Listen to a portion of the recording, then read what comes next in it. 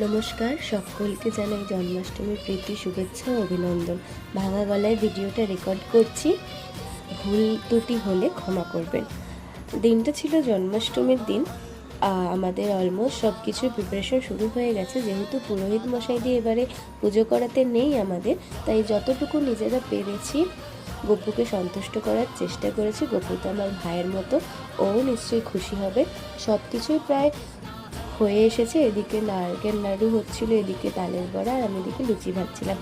গপুদের সাজও complete. এই হচ্ছে আমাদের ছোট্ট গপু, তারপরে হচ্ছে এইটা আমাদের মেজ গপু, আর এটা আমাদের বড় গপু। যতটুকু পেরেছি গপুদের সন্তুষ্ট করার চেষ্টা করেছি।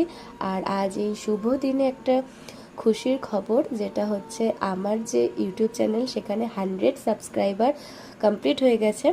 সকলকে